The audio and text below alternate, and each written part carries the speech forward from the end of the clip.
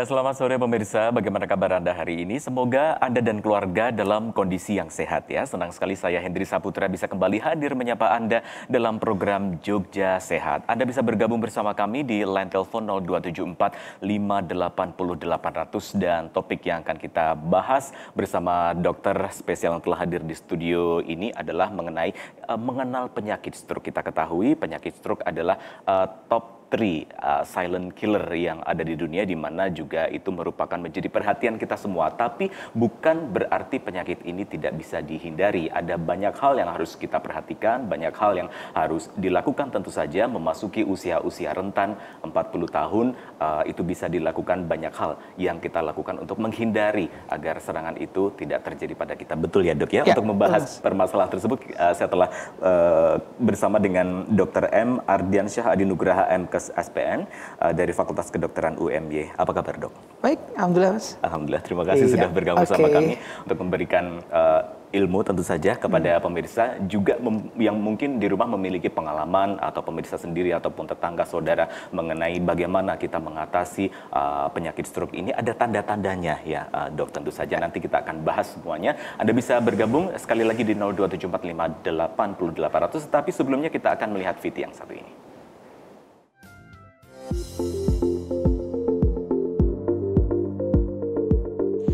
Setahu saya penyakit stroke itu biasanya dialami oleh orang tua. Nah, itu biasanya faktor usia ya. Yang saya ketahui dari penyakit stroke itu dia tuh kayak gangguan dari gangguan tekanan darah itu, jadi dia menyebabkan kayak kerusakan pada otak. Nah, itu tuh bisa nyebabin kayak salah satu anggota badan itu dia kayak mengalami lumpuh. Menurut aku penyakit stroke itu penyakit yang mematikan, apalagi kalau kebanyakan sekarang kan orang tua tuh gampang banget gitu. Setahu saya stroke itu penyumbatan atau pecahnya pembuluh darah ke otak. Kebetulan kalau misalnya di keluarga saya pribadi belum pernah ada yang sakit sampai stroke seperti itu. Nah, kebetulan kakek saya pernah kena stroke. Kalau untuk orang-orang di sekitar aku, keluarga, temen belum ada. Kalau saya atau keluarga belum pernah ya, tapi tetangga ada. Ini bisa-bisa aja ya, karena dilihat dari pola hidup juga kan, karena penyakit itu datang bukan tanpa sebab gitu ya. Pasti karena pola hidup kita itu ada yang nggak benar. Mungkin ini sih jadi kayak lebih kayak penting banget jaga kesehatan, apalagi kan kalau sekarang itu lebih suka ini ya rebahan sambil main HP, jadi kayak ingat stroke bisa kena anak muda nih. Yaudah. Tanggapan aku besarnya untuk anak muda aja sih, sering makannya yang sehat kayak gitu, kayak olahraganya juga dijaga kayak gitu. Anak muda ya lebih berolahraga lagi lah, jaga pola makan, tidur atau lainnya, sehingga tidak darah tinggi. Kan darah tinggi penyebab salah satu stroke. Itu aja sih.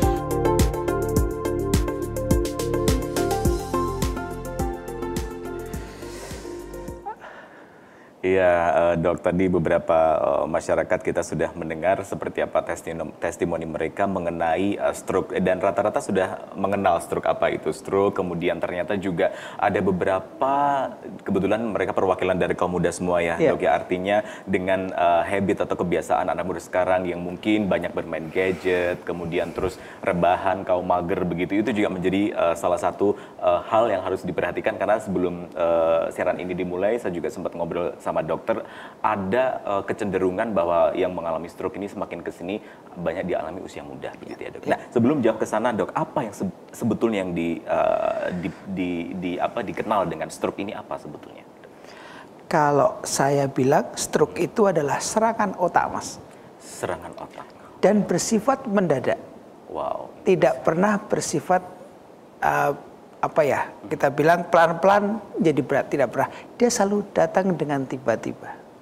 Tidak ada tanda-tanda sebelumnya? Yes, tidak ada tanda-tanda sebelumnya, tapi yang penting harus punya faktor risiko pada orang tersebut. Faktor risikonya apa saja? Faktor risiko yang paling sering terjadi, yang sering kita lakukan pemeriksaan, pertama hipertensi. Oke. Itu pertama. Kemudian hiperkolesterol. Kemudian DM, gangguan pembuluh darah atau darah, mungkin trombosit yang tinggi, itu yang paling sering kita temukan. Oke, berarti itu bisa dihindari dengan selalu melakukan cek kesehatan, cek laboratorium seperti yang diungkapkan tadi, ciri-cirinya itu agar terhindar dari stroke. Oke. Sebenarnya menghindari tidak mutlak bisa menghindari ya, kalau sudah kadarnya tinggi dalam tubuh kita, itu akan suatu saat kena. Tapi bisa aja kena ya, sudah meninggal. Hitungan waktu kan tidak terlalu selalu muncul pada saat pasien itu hidup. Lalu dok gini, tadi kan beberapa kita ketahui yang ada di masyarakat itu sebelum stroke menyerang itu kan ada beberapa tanda-tanda, misalnya bagian muka yang kemudian menjadi tidak simetris, omongnya susah. Apakah itu juga bukan merupakan tanda-tanda yang datang sebelum serangan stroke itu? Tidak mungkin datang sebelum stroke. Tidak mungkin datang sebelum. Selalu datang pada saat stroke itu muncul. Yang pertama, tangan kanan, tangan kiri lumpuh separuh. Yang kedua, wajahnya merot separuh. Selalu kanan atau kiri yang muncul. Kemudian yang ketiga, pandangan kabur kanan atau kiri. Hemianopsia namanya. Yang keempat, mungkin kejang. Mungkin kejang. Itu kalau letaknya tergantung dari letak yang stroke terjadi di otak kita. Nah, ini tentu saja ada banyak jenisnya ya, dok. Tergantung dari luka atau lesi. Lesi yang terjadi di kepala. Jenis-jenis stroke itu apa saja? Jadi stroke itu ada dua. Stroke penyumbatan dan perdarahan. Penyumbatan hampir dikatakan semua stroke itu penyumbatan. Hanya sekitar 20% yang perdarahan. Tapi biasanya outcome-nya atau kedepannya perdarahan itu lebih jelek dibandingkan penyumbatan. Sama-sama bahaya. Sama-sama bahaya semua, itu yang penting. Lalu begini dok, ini kan penyakit stroke itu adalah menyerang otak begitu ya. Ini serangan otak lain dengan jantung juga organ-organ lain gitu. Artinya otak ini kan sangat kompleks. Ada pembuluh darah di sana yang mungkin juga sepengetahuan saya sangat tipis begitu. Nah, apakah ada penyebab lain selain misalnya memang tadi dokter katakan faktor resiko. Nanti kita bahas faktor resiko. Apakah juga misalnya itu bisa terjadi akibat benturan atau akibat apa begitu dok? Jadi kalau kita ambil definisi stroke dari WHO adalah kelainan yang muncul di otak bukan sebagai akibat trauma infeksi. Bukan sebagai trauma infeksi. Dan berlangsung setelah 24 jam. Kalau sebelum 24 jam itu terjadi, itu namanya transient ischemic attack. Artinya penyumbatan yang muncul kurang dari 24 jam itu bisa kembali normal. Kalau lebih dari 24 jam itu tidak akan kembali normal setelah sekian waktu perawatan. Wow, luar biasa. Nah, gini dok, kemarin kita sudah melewati COVID-19 ketika kasusnya naik begitu. Nah, sekarang pun juga masih pandemi, belum dinyatakan endemi, tetapi juga mungkin kasusnya melandai. Nah, apakah dengan adanya kasus COVID-19 kemarin juga ini berpengaruh terhadap tingkat fatalitas dari mereka yang menderita? Kalau tingkat fatalitas tentunya akan semakin berat apabila seorang yang kena stroke itu mengalami COVID juga. Tapi tidak selalu COVID itu menyebabkan kondisi stroke. Tidak selalu. Selalu menyebabkan kondisi yang sering adalah paru-parunya. Jadi kalau pasien yang mengalami stroke kemudian mengalami COVID, biasanya kita memasukkan ke dalam ruang isolasi juga, dievaluasi beberapa waktu untuk infeksi virus COVID-nya tadi. Kita lihat membaik, ya kita bisa pulangkan dengan kondisi tetap stroke-nya yang kita obati juga.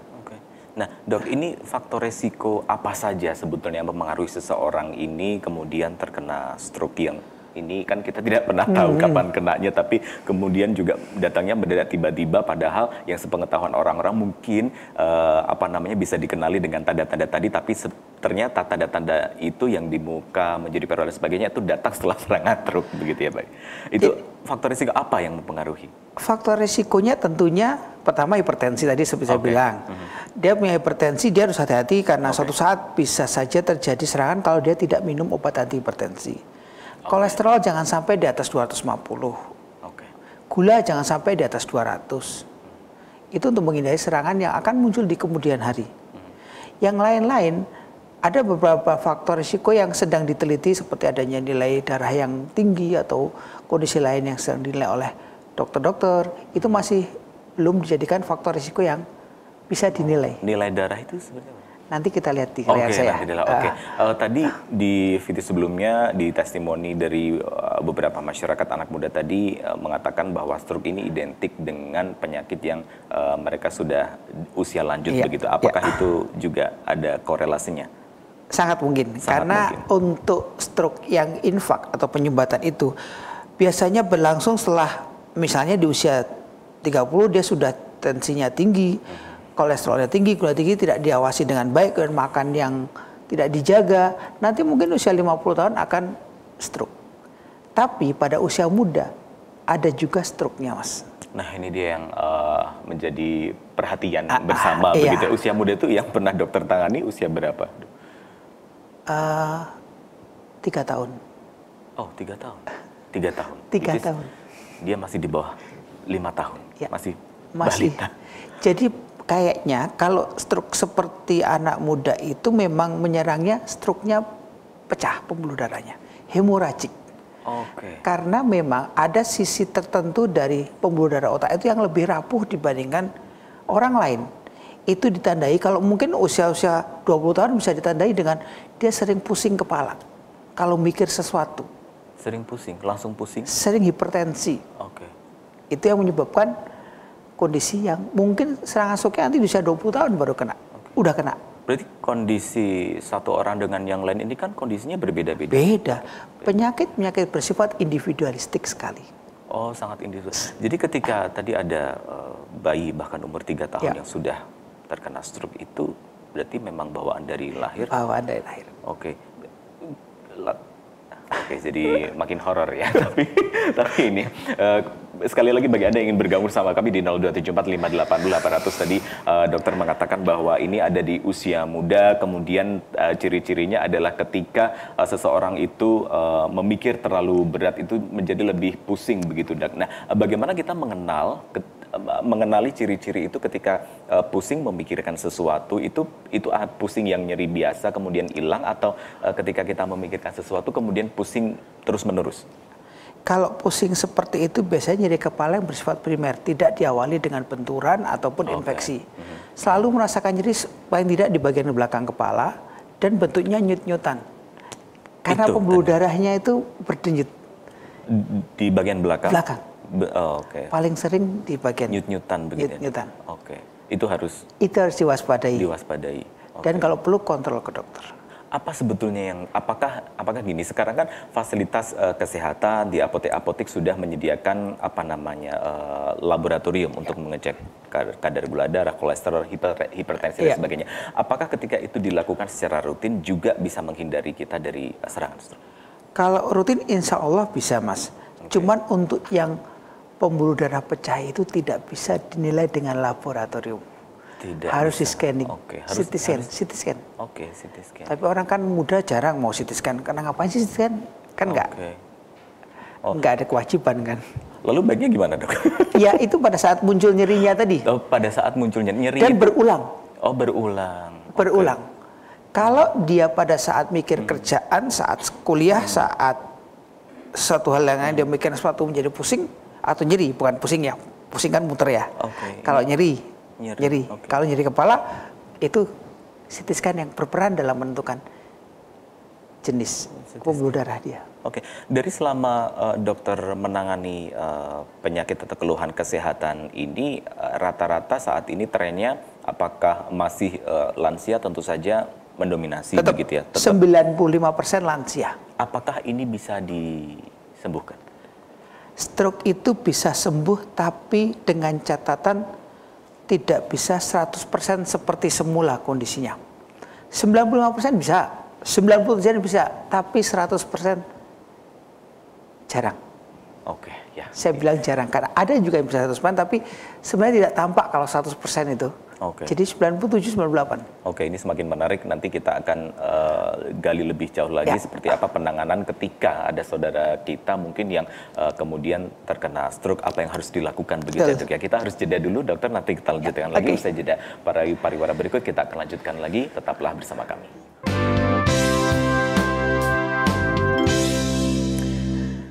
Ya, terima kasih Anda masih bersama kami di Jogja Sehat. Kita masih membahas mengenai bagaimana kita mengenali stroke dan bisa mencegah penyakit ini agar tidak menyerang kita dan keluarga tercinta tentu saja. Anda bisa bergabung bersama kami untuk menanyakan segala hal mengenai penyakit stroke ini di 0274 580 800. Kami tunggu bersama dengan Dr. M. Ardiansyah Adinugraha MKes SPN dari Fakultas Kedokteran UMY. Dok, tadi sebelum break saya sempat menanyakan bahwa apa sebetulnya yang tadi bisa disembuhkan, tapi juga mungkin tidak seperti semula begitu. Apakah itu juga tingkat fatalitas seseorang yang terkena stroke ini berpengaruh terhadap cepat atau lambatnya penanganan untuk dibawa ke pusat kesehatan? Ya, jadi ada golden period, Mas. Waktu yang diperlukan seorang untuk dibawa ke tempat pelayanan kesehatan dengan outcome atau keluaran dari sakitnya itu. Harusnya 24 jam pertama sudah dibawa ke rumah sakit. Jadi ketika seseorang sudah ada tanda-tanda terkena stroke begitu harus segera dibawa. Masalah di negara kita, pasien itu biasanya digosoi dulu, dibalsemin dulu, benar nggak di tempatnya? Kemudian dikasih madu dulu, pokoknya ditinggal di rumah, di rumah dulu setelah 2 hari baru dibawa ke rumah sakit. Itu masalahnya. Rata-rata tanda-tanda yang kemudian terjadi di masyarakat yang kemudian masyarakat menjadi tidak sadar bahwa ini adalah penyakit yang harus mendapatkan perhatian segera, itu tanda-tanda yang menyerang apa? Kalau kita lihat pasien akan mendadak lumpuh separuh, Mas. Paling sering lumpuh separuh. Paling sering lumpuh separuh. Yang kedua tiba-tiba bicara pelo atau bicara ngawur. Bukan kayak orang gangguan jiwa loh itu. Kalau bicara ngawur dan dadangnya mendadak, itu adalah afasia sensorik atau gangguan bicara yang tidak mengkompensasi sekitarnya. Ngawur itu tidak tertata cara bicaranya? Saya tanya, Pak, sedang dari mana? Oh, mobil naik ke sana. Itu asing bahasa orang kan nggak nyambung gitu. Itu kalau sudah mengenal tanda-tanda itu harus langsung dibawa. Jangan ditunda lagi. Kurang dari waktu 24 jam. Itu yang seharusnya. Nah apa yang kemudian sebelum katakanlah begini dok, tidak semua mungkin warga masyarakat ketika melakukan pertolongan pertama, ini kita disclaimer dulu ya dok ya. Jadi ketika ada seseorang terkena stroke, tidak ada ampun atau tidak ada alasan harus segera dibawa ke pusat kesehatan, tidak usah diberikan pertolongan pertama karena apakah ada pertolongan yang membantu penyakit ini? Tidak ada. Berarti memang harus sebaiknya dibawa ke pusat kesehatan. Karena faktor risikonya kan hipertensi, kolesterol, gula itu tidak bisa diobati tanpa penanganan di rumah sakit. Ya luar biasa. Ini kita sudah ada gambaran mengenai insidensi dan juga prevalensi stroke yang tadi sempat kita bahas. Ini bisa dijelaskan dok, ini ada komparasinya, ini memiliki persentase yang paling banyak jika dibandingkan dengan kasus-kasus kematian yang lain. Memang kalau kita berdasarkan pengalaman saya di rumah sakit, penyakit stroke memang penyakit nomor 3 atau 4 biasanya di rumah sakit kita. Kita lihat sini, jantung yang pertama, kemudian kedua adalah kanker, yang ketiga stroke. Itu yang harus diperhatikan. Yang lain-lain itu tidak selalu berhubungan dengan penyakit-penyakit yang 3 tadi. Ini penyakit yang mungkin kayak demam, malaria, itu kan penyakit-penyakit yang tidak berhubungan dengan penyebab kematian. Bisa saya sebutkan di sini ada iskemik sama hemoragik, pembagiannya memang iskemik itu 85%, sementara hemoragik 15%, hanya 15%. Hanya 15%, berarti Dan ini stroke diderita oleh kurang lebih 200 orang. Dalam 100.000 penduduk per tahunnya. 5% ya? 5%, berarti ini jumlahnya juga cukup tinggi ya dok? Tinggi. Tiap tahun juga ada peningkatan. Peningkatan. Tadi dokter sempat mengatakan bahwa penyembuhan dari penanganan ini tidak kemungkinan untuk menjadi pulih 100% itu kecil, hanya mungkin 95 begitu ya. Tapi apa yang mempengaruhi kemudian seseorang ini bisa survive? Jadi sekarang itu ada namanya mungkin yang baru di neurologi ada neurologi intervensi. Jadi mereka melakukan tindakan seperti pasang ring di jantung itu, tapi ini membuka sumbatan di otak dengan melakukan operasi memasukkan kawat ke otaknya untuk buka penyumbatannya, Mas. Tetapi untuk mengetahui titik lokasinya kan berarti sudah dengan MRI atau MRA. Itu penanganan yang harus segera dilakukan oleh pihak rumah sakit atau tergantung dari apa, dok? 5 hari pertama. Fase akut. Fase awal dari stroke itu. kalau nggak lakukan fase akut nggak akan bisa karena sudah mengeras penyumbatannya. Itu yang menjadi kendala. Oh, mengeras menjadi. Ketika posisinya sudah menjadi kendala, posisinya sudah mengeras menjadi lebih akut seperti dokter katakan, apakah juga masih bisa dilakukan? Makanya itu berkurang persentasenya. Berkurang persentasenya. Kesembuhannya berkurang persentasenya. Itu yang menyebabkan kalau stroke perdarahan nggak bisa dikituin soalnya karena sudah pecah kan. Wah, luar biasa. Dan kita bisa Ya, lihat faktor juga risiko ini ini. faktor risiko yang tadi sempat kita sampaikan. Ya, ada faktor risiko yang unmodifiable, artinya tidak bisa diubah lagi. Keturunan, umur, sama gender. Gender. Oke, keturunan ini berapa persen? Ini hanya mungkin sekitar 10 sampai 15%. 10-15%. Terus Yang usia ini lainnya, lebih usia di atas 55 lebih risiko. Yang lain seperti tadi saya bilang kegemukan, kemudian hipertensi, gula, jantung, merokok. Merokok. Ya, merokok ini nomor berapa saya nggak berani ngomong terlalu sering.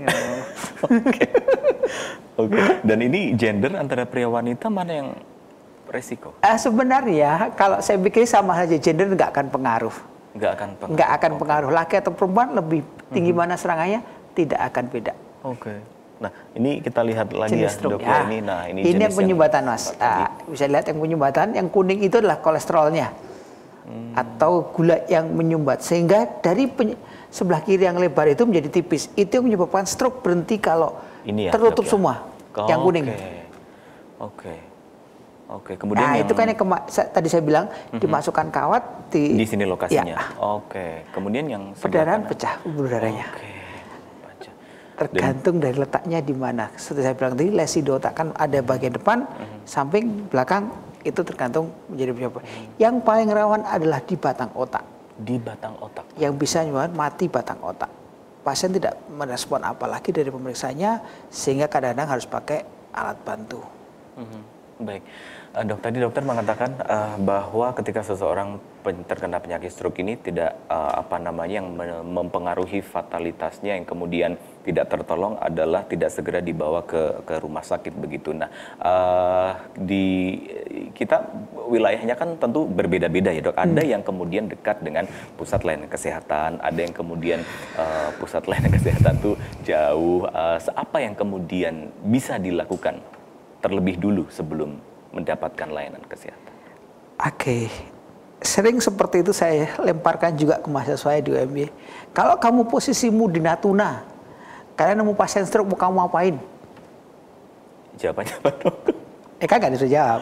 Oke. Saya bilang gini aja. Pokoknya pasien diistirahatkan, kalian kasih kira-kira tensinya tinggi, yang pertama kasihlah obat tensi. Kalau tidak bisa dengan suntikan, gunakan dianjurin, kemudian dimasukkan mulut, diminumkan. Kalau tensi kan paling bisa diperiksa. Di mana-mana tensi yang pertama bisa diperiksa. Kemudian kalau kolesterol kan sulit. Gula juga sulit. Sebenarnya untuk seperti itu ya kita harus stabilkan dulu pasiennya. Gunakan obat antihipertensi atau vitamin lain yang fungsinya untuk memperbaiki kondisi secara umum dulu.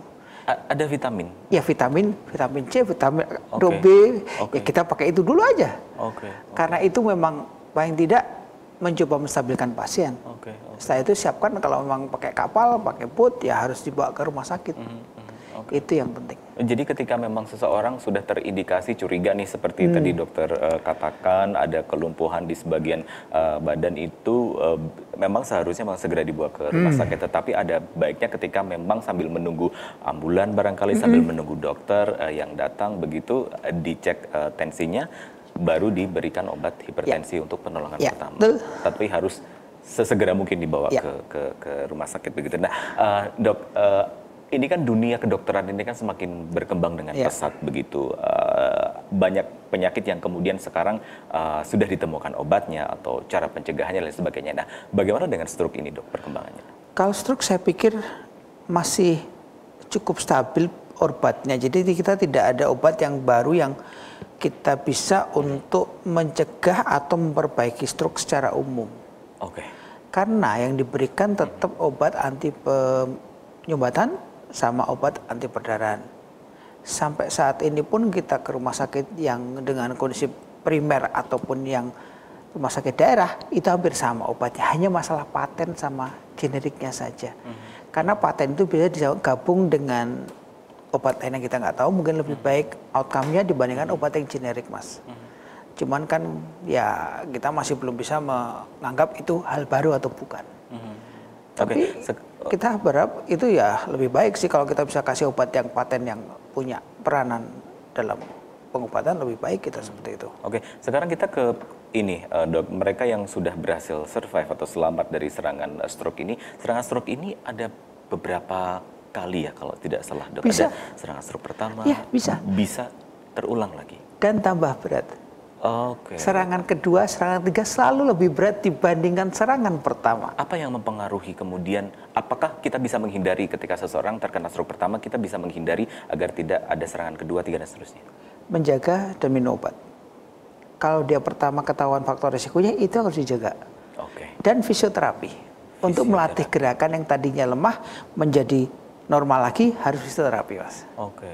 Dan mohon maaf, apakah ini juga ketergantungan dengan obat begitu? Artinya ketika obatnya telat atau mungkin harus tergantung. Oke. Dan kalau stroke perdarahan, kalau memang luasnya cukup besar, kita harus segera operasi juga, Mas. Stroke perdarahan yang ada darah lepas dan luasnya sekitar 45 cc, kita harus operasikan. Tergantung kondisi pasien juga. Oke, ada beberapa masyarakat yang mereka kemudian pernah terkena stroke, kemudian kondisinya menjadi baik-baik saja, kemudian stabil, bahkan bisa melakukan aktivitas seperti layaknya orang pada umumnya begitu. Apa yang kemudian mempengaruhi seseorang ini, ya, mereka yang setelah terkena stroke bisa kemudian survive dan bisa mandiri, even karena kan kalau setelah stroke seperti dokter katakan harus fisioterapi karena untuk melatih organ-organ yang tadinya lemah menjadi kuat sehingga dia mandiri gitu. Seperti apa? Setiap orang punya jiwa yang berbeda-beda. Kalau mereka semangat, mereka akan lebih bisa mengatasi kondisi sebelumnya. Tapi kalau kena serangan TIA yang stroke kurang dari 24 jam, itu bisa kembali normal, Mas. Bisa kembali normal? Bisa kembali normal. 24 jam? Sebelum 24 jam, itu kembali normal. Even dalam rentan usia apapun? Apapun. Kalau TIA, itu akan kembali normal. Oke. Luar biasa. Terima kasih dokter sudah bergabung bersama kami, memberikan semua pengetahuannya. Sayang sekali waktu kita terbatas, semoga di lain kesempatan kita bisa sambung lagi. Yang jelas ketika ada seseorang ataupun keluarga kita, tetangga kita terkena ada serangan harus segera dibawa ke dokter ya. Terima kasih Dokter M. Ardiansah Adi Nugraha MMS SPN dari Fakultas Kedokteran UMY. Saya Hendri Saputra mewakili teman-teman yang bertugas mengucapkan terima kasih Anda telah bersama kami dan sampai jumpa.